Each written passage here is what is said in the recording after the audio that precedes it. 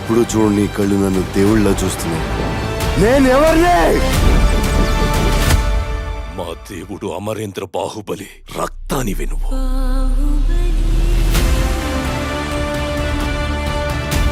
నా ఇద్దరు బిడ్డలకి ఈ సింహాసనంపై సమాన హక్కుంది.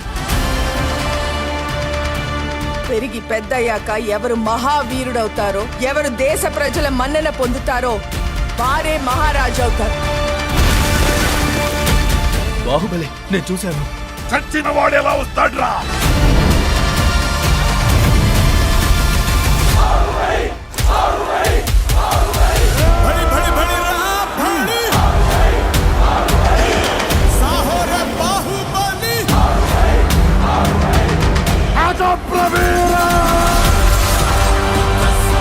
మన గుండె ధైర్యం కన్నా శత్రు బలగం పెద్దది అనుకోవడం మరణం.